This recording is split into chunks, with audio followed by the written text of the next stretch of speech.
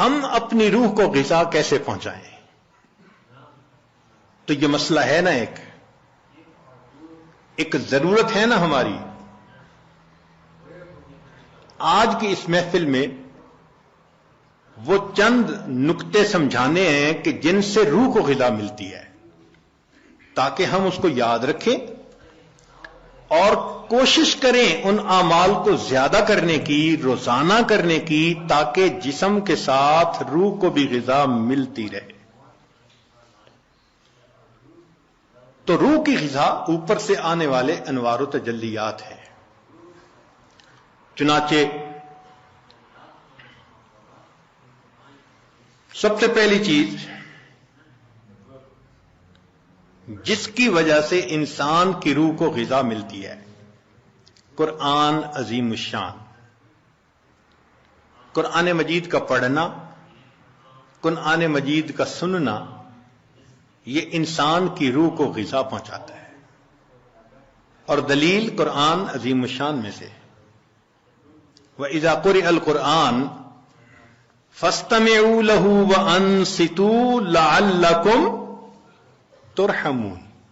یہ ترحمون کا لفظ سند ہے، سٹیمپ لگ رہی ہے، رحمت برستی ہے. اور وہ رحمت جسم کی غذا نہیں ہے، وہ رحمت دل کی غذا ہے، روح کی غذا ہے.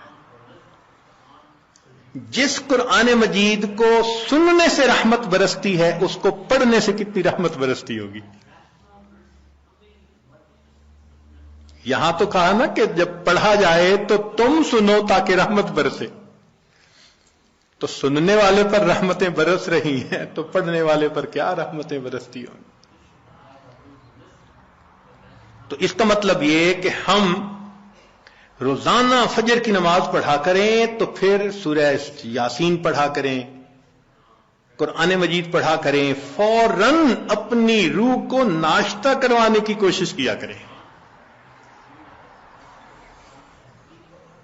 اس لیے ابن تیمیہ رحمۃ اللہ علیہ فجر کے بعد اشراق تک مسجد میں بیٹھے رہتے تھے. لوگ کہتے تھے کیا وجہ ہے، آپ نے ناشتہ نہیں کرنا؟ تو وہ فرماتے تھے کہ تم اپنے جسموں کو ناشتہ کروا رہے ہو، میں بیٹھا اپنی روح کو ناشتہ کروا رہا ہوں. تو اس کا مطلب یہ کہ فجر کے بعد تلاوت کا کرنا، تسبیحات کا کرنا، ذکر کا کرنا، یہ انسان کے لیے باطنی غذا کا ذریعہ بنتا ہے. ہم میں سے کتنے ہوں گے جو اس کی باقاعدگی کرتے ہیں؟ الا ماشاء اللہ، معمولی نہیں. یعنی کھانے پینے کا تو معمول ہے، گھر کا بچہ بھی بتا دے گا اتنے بجے ناشتہ ہوتا ہے، اتنے بجے دوپہر کا کھانا اور اتنے بجے رات کا کھانا. لیکن روحانی غذا کا معمول ہی نہیں. تو معمول بنانا ضروری ہے.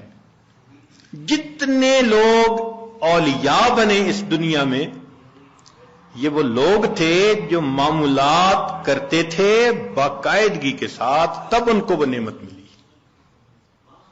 اتفاقاً نہیں کوئی ولی بن جاتا، اس کے پیچھے محنت ہوتی ہے، تب اللہ کی رحمت متوجہ ہوتی ہے.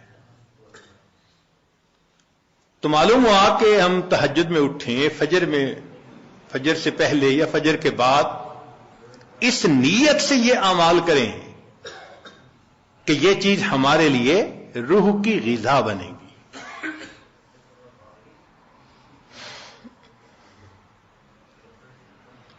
ہمارے اکابر جب دن کے کام کاج سے فارغ ہوتے تھے تو مصلی پہ آ جاتے تھے، رات گزار دیتے تھے مصلی کے اوپر.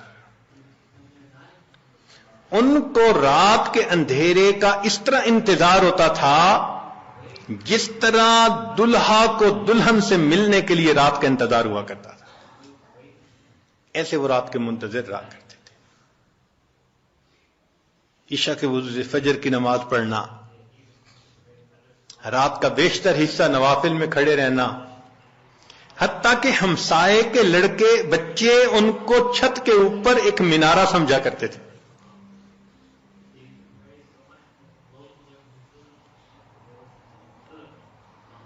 تو اتنا تو وہ اللہ کی یاد کیا کرتے تھے نا، قرآن پڑھا کرتے تھے. اور ہمارے قریب کے زمانے کے بزرگوں کا معمول ایک منزل روزانہ کا. اس عاجز کے والد صاحب حافظ نہیں تھے مگر پوری زندگی ایک منزل روزانہ پڑھنا ان کا معمول تھا. ہم نے بچپن سے لے کے اپنے بال سفید ہونے تک اپنے والد کو ہر جمعرات کو ختم قرآن کرتے دیکھا ہے. ہر جمعرات کو ان کا ختم ہوتا تھا. ناظرہ پڑھتے تھے تو معمول تھے ان کے. ہم بھی سوچیں اس کے اوپر کہ ہمارا بھی کوئی دن قرآن مجید کی تلاوت کے بغیر نہ گزرے. زیادہ نہیں کر سکتے تو چلو تھوڑا صحیح مگر کریں تو صحیح نا. یہ تو نہیں کہ کئی دن گزر جاتے ہیں قرآن مجید کئی گھروں میں کھولنے والا ایک بھی نہیں ہوتا. اخبار روز پڑھا جاتا ہے, ٹی وی روز دیکھا جاتا ہے, اور انٹرنیٹ کی مصیبت تو 24 گھنٹے کھلی رہتی ہے. اگر نہیں کھلتا اللہ کا قرآن تو اپنی روح کو غذا پہنچانے کے لیے ہمیں قرآن مجید کی تلاوت کا معمول روزانہ لازماً پورا کرنا چاہیے. بس یہ نیت کریں کہ ناشتہ چھوٹتا ہے تو چھوٹ جائے, قرآن مجید کا معمول نہ چھوٹے ہمارا. اس پابندی کے ساتھ اچھا صبح نہیں پڑھ سکے تو شام پڑھ لیں. نبی علیہ الصلوۃ والسلام کی تو ماشاءاللہ سنت ہی یہی ہے. کچھ صورتیں ہیں جو صبح پڑھنا مسنون ہے, کچھ ظہر کے بعد, کچھ مغرب کے بعد, کچھ عشاء کے بعد سونے سے پہلے. حدیث پاک میں آتا ہے نبی علیہ السلام سونے سے پہلے سورہ ملک پڑھا کرتے تھے. یہ کیا چیز تھی؟ جیسے آپ کچھ دیر کے بعد نا کینڈی کھا رہے ہوتے ہیں, بسکٹ کھا رہے ہوتے ہیں, فلاں چیز کھا, یہ اسی طرح ہے کہ معمول ساتھ ساتھ چلتا رہتا ہے, روح کو غذا ملتی رہتی ہے. تو جتنی مسنون صورتیں ہیں یاد کریں اور ان کو دن کے مختلف اوقات میں پڑھنے کی عادت بنا لیں, از خود غذا ملتی جائے گی.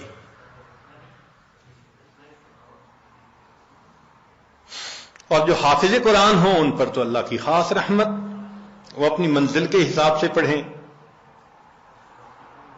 ہمارے اکابر تو ایک آیت پڑھتے تھے, پوری رات گزار دیتے تھے. پہلے یہ بات ذرا عجیب لگتی تھی کہ ایک آیت پڑھتے پوری رات. پھر ایک چیز نکل آئی جس کا نام ہے چنگم. ہم نے بعض بچوں کو دیکھا کہ جتنی دیر بیٹھے ہیں منہ چل رہا ہے. پوچھا بھئی یہ کیا مسئلہ ہے؟ کہنے لگے جی بس یہ چنگم ہے, اس کو چبانے میں مزہ آتا ہے. بھئی اگر ایک گھنٹہ ایک ہی چیز کو چبانے کا مزہ یہ پا رہے ہیں تو ہمارے اکابر بھی ایک آیت کو بار بار پڑھ کر کندے مکرر کا مزہ لیا کرتے تھے. ان کو بھی مزہ آتا تھا. تو پہلی چیز جس سے ہم نے اپنی روح کو غذا پہنچانی ہے وہ کیا چیز ہے؟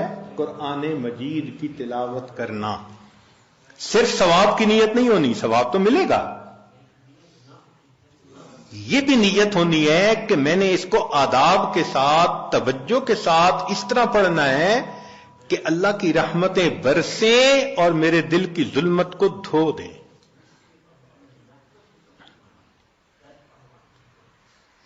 دوسری چیز جس سے کہ انسان کے اوپر اللہ کی رحمت برستی ہے اس کو کہتے ہیں استغفار.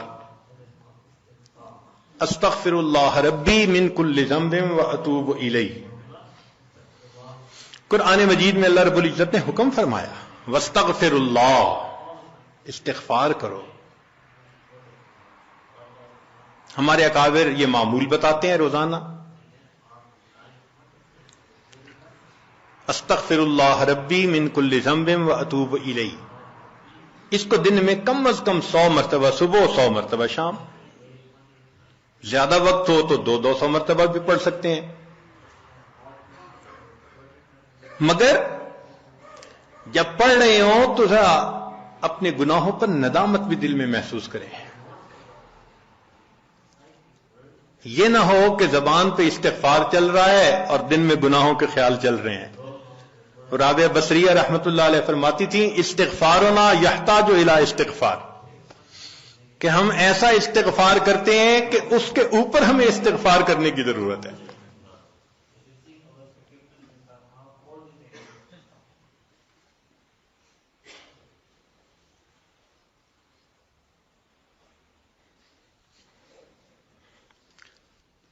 سبح برکف توبہ برلب دل پر از لطف گناہ.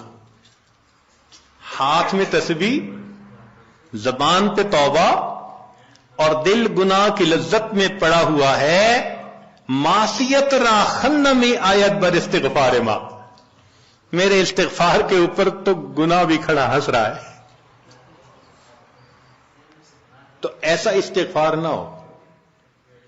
صحیح ندامت کے ساتھ ہم استغفار پڑھیں تو اللہ تعالی کی رحمت برسے گی. دلیل قرآن عظیم الشان، بات پکی.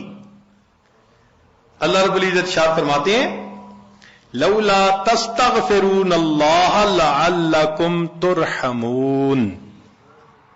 قرآن کی آیت. اگر یہ استغفار کرتے تو کیا ہوتا؟ اللہ تعالی رحمت برساتے. تو اس کا مطلب ہے یہ گارنٹیڈ بات ہے کہ استغفار کرنے سے اللہ تعالی کی رحمت برستی ہے، انسان کے روح کو غذا ملتی ہے.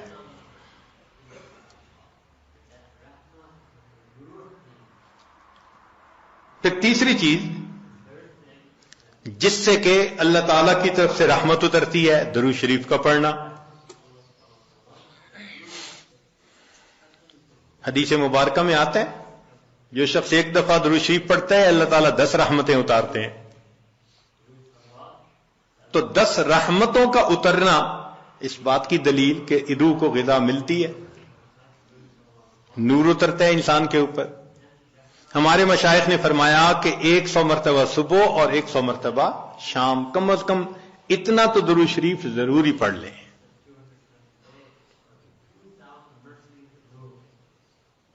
ایک صحابی رضی اللہ عنہ پوچھتے ہیں اللہ کے نبی صلی اللہ علیہ وسلم میں کتنا درود شریف پڑھوں؟ فرمایا زیادہ پڑھ، چوتھائی حصہ. زیادہ پڑھو گے تو فائدہ زیادہ. اللہ کے نبی صلی اللہ علیہ وسلم آدھا حصہ. بھائی زیادہ پڑھو گے تو زیادہ فائدہ. 3 حصے. فرمایا اور زیادہ، تو 4 حصے. جب انہوں نے کہا کہ میں پورا وقت درود شریف پڑھنے میں لگا دوں گا، نبی اسلام نے فرمایا اذن یغفر لک ذنبک، تیرے گناہوں کو بخش دیا جائے گا اور تیرے غموں کو تیرے سر سے اتار دیا جائے گا. تو درود شریف کے پڑھنے سے اللہ تعالیٰ گناہوں کو معاف کرتے ہیں اور دھو دیتے ہیں. صدیق اکبر رضی اللہ عنہ فرمایا کرتے تھے کہ ٹھنڈا پانی آگ کو اتنا جلدی نہیں بجھاتا جتنا جلدی درود شریف کا پڑھنا انسان کے دلوں کی ظلمت کو مٹا دیتا ہے.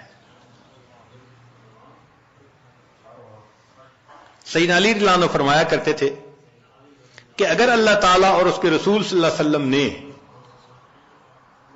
تسبیح، تکبیر، تحمید، تہلیل ان کے فضائل نہ بتائے ہوتے تو میں اپنا پورا وقت درود شریف کے پڑھنے میں گزار دیتا. تو ہم بھی درود شریف پڑھیں کم از کم 100 مرتبہ صبح اور 1 مرتبہ شام. اس سے کیا ہوگا کہ دل کو غذا پہنچ جائے گی. چوتھی چیز اللہ کا ذکر کرنا، ذکر لسانی یا ذکر قلبی جیسا بھی معمول ہو.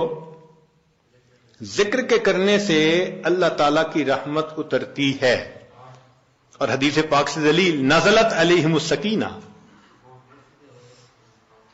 ان کو رحمت ڈھانپ لیتی ہے. ملائکہ آ جاتے ہیں ان کے اوپر. جہاں لوگ مل بیٹھتے ہیں مختلف جگہوں سے آئے ہوئے اللہ کو یاد کرنے کے لیے، تو ذکر کرنے سے سکینہ کا نازل ہونا بھی اس بات کی دلیل کہ انسان کے دل کو غذا ملتی ہے. ذکر سے ذات کی محبت بھی پیدا ہوتی ہے. جتنا جس چیز کا تذکرہ زیادہ کریں اتنا اس سے محبت ہوتی ہے. تو کثرت ذکر کا حکم اس لیے کہ اس سے اللہ رب العزت کی محبت انسان کے دل میں بڑھتی ہے. یہ نغمہ فصل گل و لالا کا نہیں پابند، بہار ہو کہ خزاں لا الہ الا اللہ. ہمیشہ ذکر کرنا ہے، ہر وقت کرنا ہے. موسموں کے بدلنے کا اس پہ اثر نہیں ہوتا. اس لیے ہمارے اکابر صبح شام کا کچھ وقت تھا جس میں تنہائی میں بیٹھ کے اللہ کا ذکر کثرت کے ساتھ کیا کرتے تھے.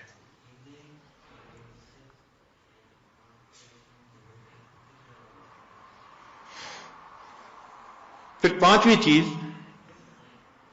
جس سے کہ انسان کے اوپر رحمت اترتی ہے وہ ہے اتباع سنت. جتنا ہر عمل سنت کے مطابق ہوتا جائے گا اتنا اللہ کی رحمت ہم پہ برستی جائے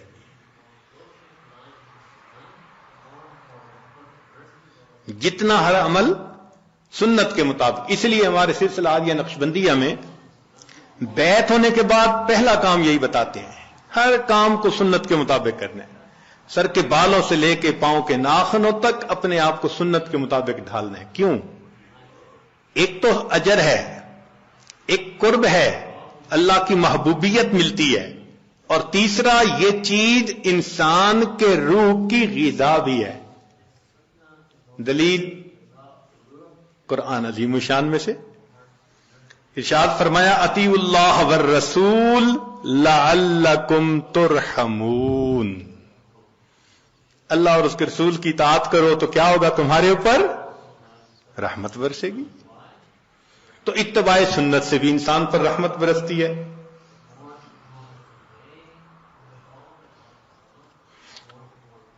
پھر چھٹی چیز اہل اللہ کی صحبت اختیار کرنا. قرآن مجید میں تو حکم دیا گیا یا ایھا الذین آمنوا اتقوا اللہ وکونوا مع الصادقین. یہ کونوا حکم ہے، اور حدیث پاک میں بھی حکم دیا گیا. نبی علیہ السلام نے ارشاد فرمایا علیکم بمجالسۃ العلماء واستماع کلام الحکماء فإن اللہ تعالی یحیی القلب المیت بنور الحکمہ کما یحیی الارض المیت بماء المطر. کہ جس طرح بارش کے اترنے سے اللہ مردہ زمین کو زندہ کر دیتے ہیں، اسی طرح اہل اللہ کی حکمت بھری باتوں سے اللہ دلوں کو زندہ فرما دیتے. تو دلوں کو غذا کا ملنا حدیث سے ثابت.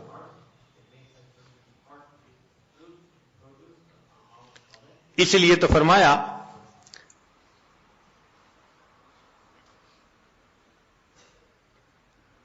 کہ انسان کہیں نہ کہیں اپنا تعلق جوڑے. مجدد ثانی رحمۃ اللہ فرماتے ہیں کہ ان مشائخ کی نظر شفا اور ان کا کلام کیمیا ہے. ان کا کلام کیمیا اور ان کی نظر شفا ہے. ہے وہی تیرے زمانے کا امام برحق، ہے وہی تیرے زمانے کا امام برحق جو تجھے حاضر و موجود سے بیزار کرے، دے کے احساس زیاں تیرا لہو گرما دے، فقر کی شان چڑھا کر تجھے تلوار کرے. تو یہ مشائخ کی صحبت میں اسی مرحوم رحمۃ اللہ فرماتے ہیں گر تو سنگے خارہ مرمر شوی چوب صاحب دل رسی گوہر شوی.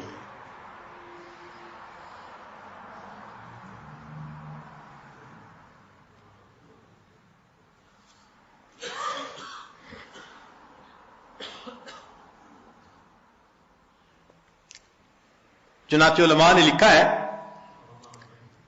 کہ ایسے مشائخ جن کو دیکھ کے اللہ یاد آئے، ان کی صفت ہوتی ہے رویتہ شفا و موعظتہ دوا. ان کی رویت شفا ہوتی ہے اور ان کی بات انسان کے لیے دوا ہوتی ہے، بلکہ فرمایا ينتفع برؤیتہ قبل روایتہ. یہ ایسے لوگ ہوتے ہیں ان کی روایت سے پہلے رویت سے ہی فائدہ ہو جاتا ہے بندے کو.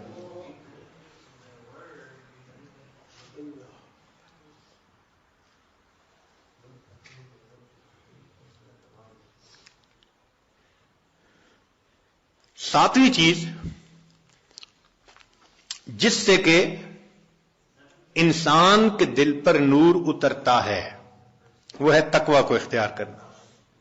اس لیے ہمارے مشائخ جہاں اتباع سنت کا تلقین کرتے ہیں وہاں ساتھ گناہوں سے بچنے کا بھی حکم دیتے ہیں. بھئی گناہوں سے اپنے آپ کو بچاؤ، اور گناہوں سے بچنا، مشتبہات سے بچنا، اسی کا نام تقوی ہے.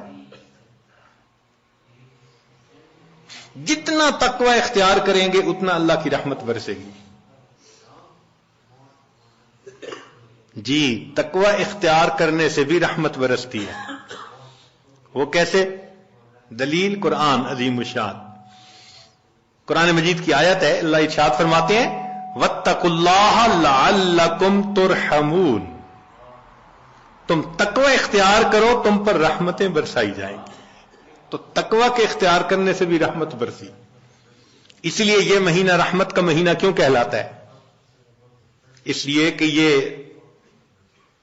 ماہ سیام ہے، اور سیام کا اصل مقصد کیا ہے؟ لعلکم تتقون، اور تقوی سے رحمت برستی ہے. اس لیے اس کو شہر الرحمہ کہا، شہر الغفران کہا، حدیث مبارکہ میں شہر عظیم کہا اس شہر اس مہینے کو. اور ہم تو صرف رمضان کی برکتیں اگر لے پائے تو بڑی بات. ہمارے مشائخ تو پوری زندگی اسی ترتیب پہ گزارتے تھے. فرماتے تھے الدنیا یوم ولنا فیہا صوم. دنیا ایک دن کی ہے اور ہم نے اس ایک دن میں روزہ رکھا ہوا ہے. یعنی گناہوں سے بچنے کا روزہ، یہ مقصد تھا ان کا. پوری زندگی اسی طرح گزار دیتے تھے.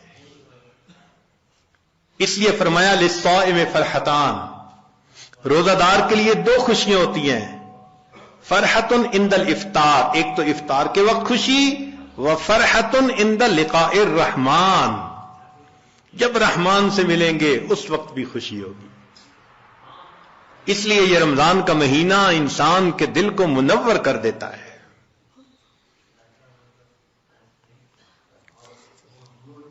ظاہر میں تو نظر آتا ہے کہ جی بھوکا رہنا پڑے گا، مگر کہاں بھوکا رہنا پڑتا ہے؟ اگر اوور آل دیکھیں تو رمضان میں انسان زیادہ کھاتا ہے، اور جتنی نعمتیں رمضان میں ملتی ہیں باقی مہینے میں تو ملتی ہی نہیں ہے.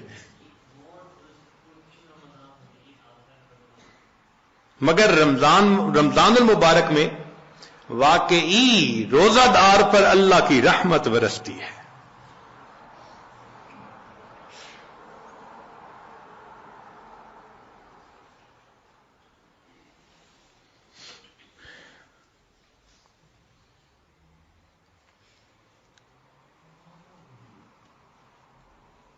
پھر نویں چیز کہ انسان اللہ رب العزت سے دعا بھی مانگے.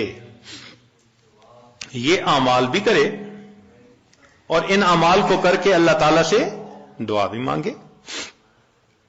اے اللہ میرے دل کو منور فرما دیجئے، میرے دل کو غذا پہنچا دیجئے، میری روح کو منور کر دیجئے. اور یہ چیز حدیث پاک سے ثابت ہے.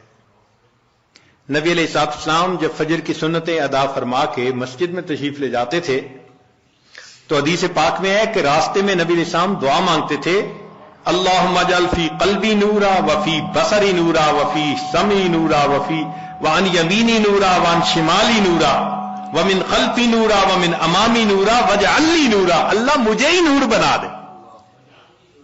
اب یہ دیکھیے کتنی اہم بات ہے. ہم میں سے کتنوں کا معمول ہے اس دعا کو پڑھنا؟ اللہ ماشاء اللہ بہت کم لوگ ہوں گے جو باقاعدہ پڑھتے ہوں گے. اللہ کے حبیب صلی اللہ علیہ وسلم نے تو ہمارے لیے یہ دعا سکھائی ہمیں. نبی علیہ السلام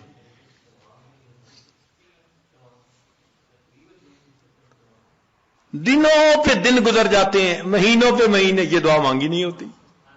اللہ کے حبیب صلی اللہ علیہ وسلم دعا مانگ رہے ہیں، اللہم اجعلنی، اللہ مجھے ہی نور بنا دے۔ آج وقت ہے اس نور کو حاصل کرنے کا۔ اگر دنیا میں اس نور کو حاصل نہ کیا تو پھر قیامت کے دن پریشانی ہوگی۔ اس لیے جو نیک کام کرتا ہے، شریعت و سنت کی اتباع کرتا ہے، اللہ تعالیٰ کا قرب حاصل کرتا ہے تقوی کے ذریعے، تو فرمایا افمن کان میتا فاحییناہ، اور وہ جو مردہ تھا اس کو ہم نے زندہ کیا، وجعلنا لہ نور، اور اس کو ہم نے نور عطا کیا، یمشی بہ فی الناس، اس نور کو لے کے وہ انسانوں میں چلتا ہے اور دین کی دعوت کا کام کرتا ہے۔ تو اس نور کو دل میں لینا یہ انتہائی ضروری ہے ہمارے لیے، اور اس نور کو لینے کی جگہ فقط یہ دنیا ہے، اس کے بعد یہ نور نہیں مل سکے گا۔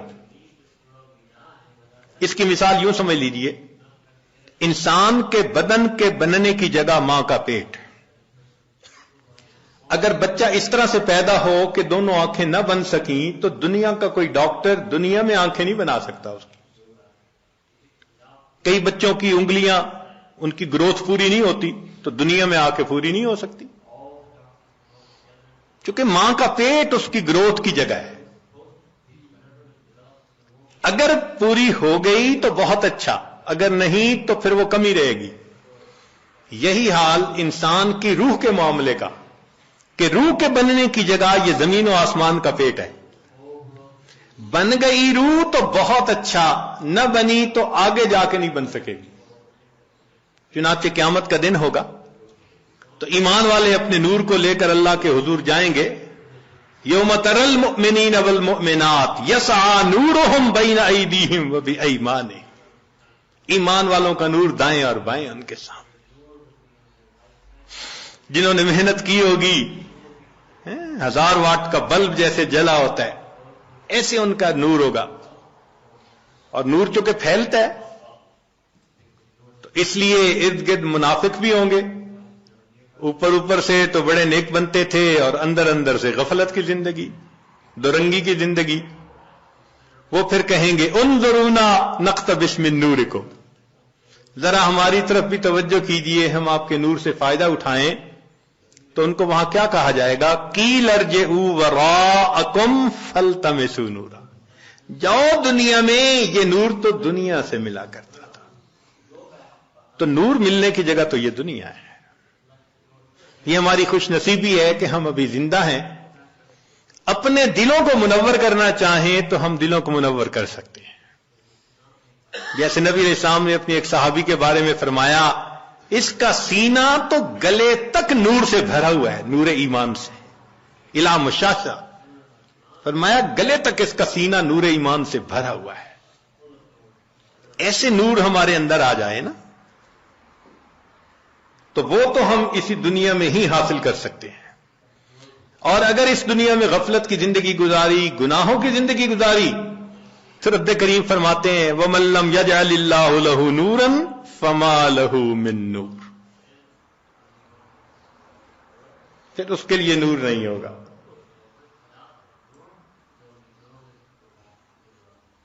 تو ہم یہاں پر اعتکاف کے لیے جو حاضر ہوئے تو بدن کو غذا پہنچانے کے لیے نہیں، بدن کو غذا تو انسان کو ہمیشہ اپنے دیس میں، اپنے گھر میں بہتر پہنچ جاتی ہے۔ یہاں حاضر ہوئے ہیں اپنی روح کو غذا پہنچانے کے لیے۔ تو آج اس عنوان کو اس لیے ذرا کھولا کہ ہمیں یہاں اعتکاف میں بیٹھنے کا مقصد واضح ہو جائے کہ ہم نے کچھ اعمال کرنے ہیں، پھر اللہ سے مانگنا ہے، اور اس اعتکاف کے دوران اپنے دل کے نور کی اس کمی کو ہم نے پورا کرنا ہے۔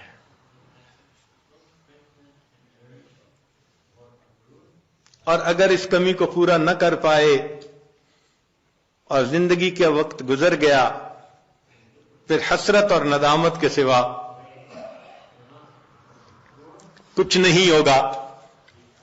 ذرا سوچئے تو صحیح، قیامت کا وہ دن ہوگا جب انسان روشنی کو تلاش کرتا پھر رہا ہوگا اور اندھیرا ہوگا چاروں طرف.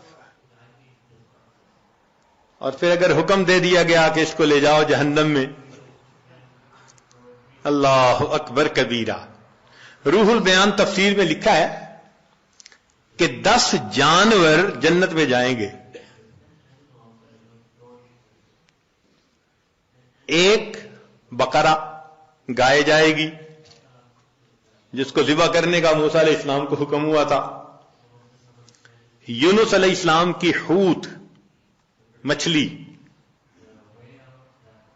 القبش اسماعیل علیہ السلام کا، ان کی جگہ جو مینڈا ذبح ہو گیا تھا وہ بھی جنت میں جائے گا. اجل ابراہیم علیہ السلام کا، جس کو وہ بھون کے لائے تھے فرشتوں کو کھلانے کے لیے. نملہ سلیمان علیہ السلام کے لشکر کو دیکھ کر جس چیونٹی نے بات کی تھی، النمل ایتھا النمل ادخلوا مساکنکم، وہ چیونٹی بھی جنت میں جائے گی. ہدہد جس نے سلیمان علیہ السلام سے گفتگو کی تھی وہ پرندہ بھی جائے گا. صالح علیہ السلام کی ناقہ اونٹنی بھی جنت میں جائے گی، اور نبی علیہ السلام کی ناقہ بھی جنت میں جائے گی. اور عزیر علیہ السلام کا گدھا بھی جنت میں جائے گا. اور 10واں اصحاب کہف کا کتا بھی جنت میں جائے گا. اب ذرا غور کیجئے وہ کیا منظر ہوگا کہ یہ جانور تو جا رہے ہیں جنت میں، اور جس کو اللہ نے آنکھیں دی، دل دماغ دیا، نعمتیں دی، وہ انسان اپنی غفلتوں کی وجہ سے جہنم میں.